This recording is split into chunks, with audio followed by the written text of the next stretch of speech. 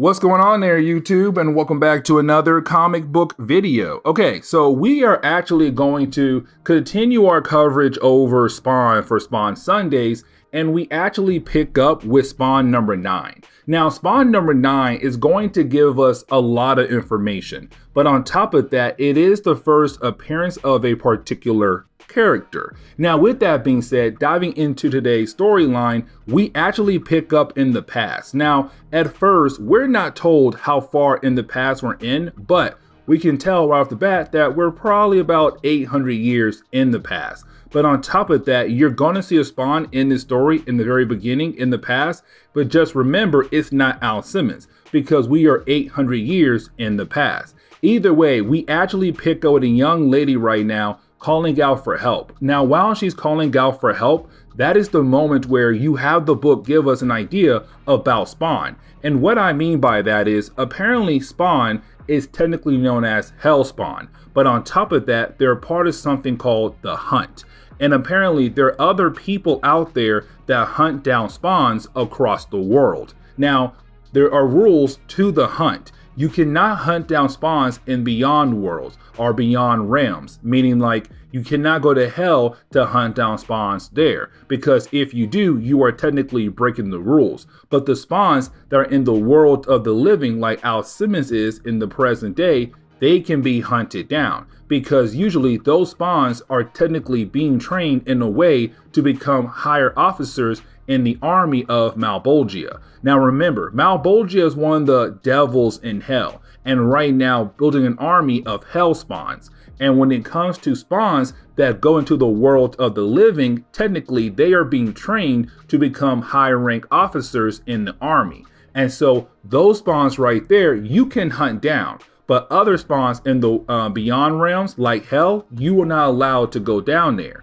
Now, that's the moment where we do see a spawn appear to help this young lady out. Now, once you do have this spawn appear to help this young lady out, she does tell him that apparently her sister has been kidnapped. And so he's going to help her find her sister and save her sister. Now, while they're on their way to find her sister, that is the moment again where you have the book continue to give us more information. And so that is when we come to find out that when it comes to spawns that go into the world of the living, of course, Earth, apparently one appears every 50 years.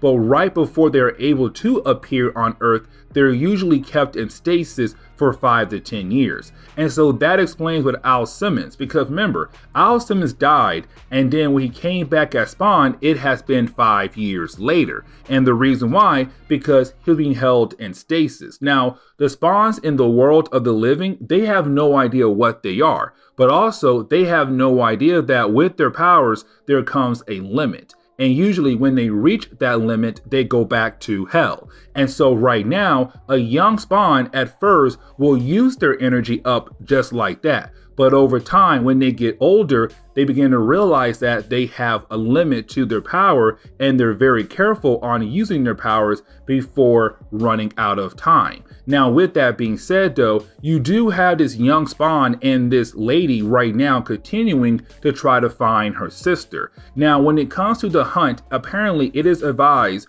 to technically take out a younger spawn because they are easier than an older spawn. And so right now, this young spawn could technically be part of the hunt without actually knowing it.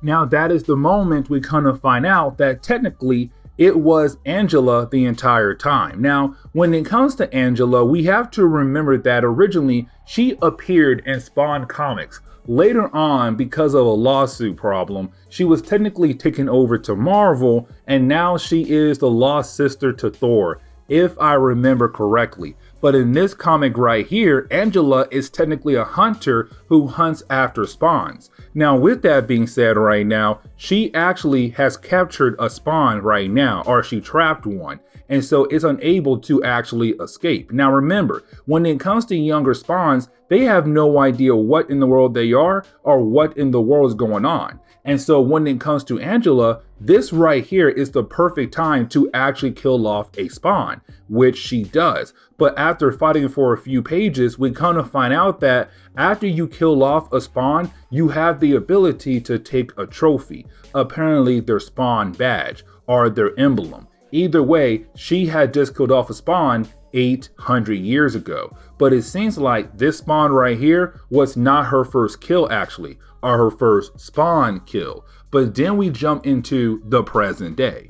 Now that is the moment where we actually pick up with Al Simmons. Now when we do, we actually see Al Simmons right now technically still hanging out with the homeless people. Because honestly, they're the only people who would actually accept him, and they also gave him a place to stay. Now with that being said, they tell him that the police came by because they are actually looking for him. Because apparently someone was able to technically say, hey, there's some guy out there with a cape going around doing some crazy stuff. Y'all need to find him. And so the police are right now looking for him. Now, when it comes to this homeless group, they're protecting Spawn for two reasons. One, they feel bad for him, but two, let's not forget, in the earlier book, a police officer in his police car ran over a homeless person who was just sleeping in the middle of the alleyway. And of course, that person died. And so right now, this group of homeless people honestly do not care for the police right now.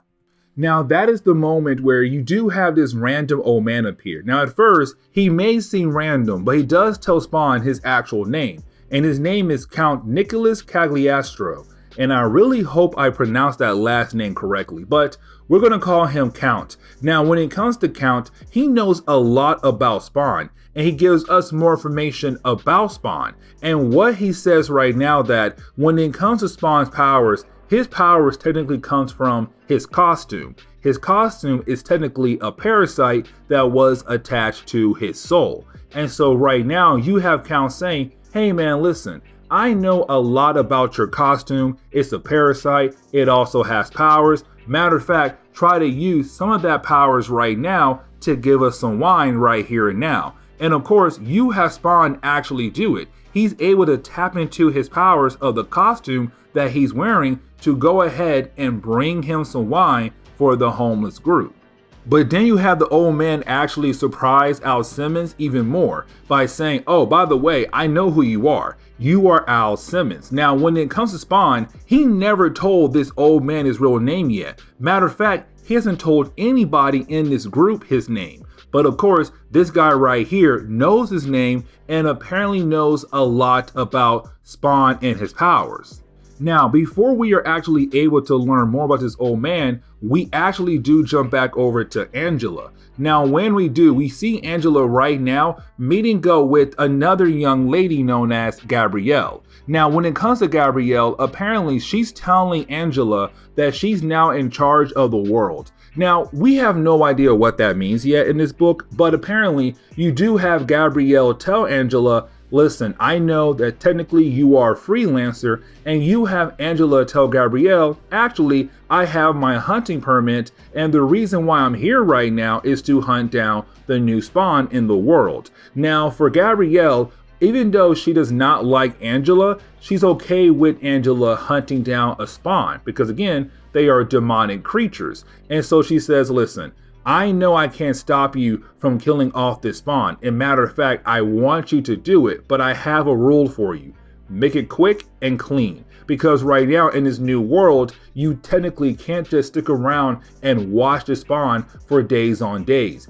In this new world, I need you to go ahead and kill it off just like that, quick and clean. So go out there and find that Spawn and make sure you kill him off fast, because I don't want any problem with you fighting against this Spawn.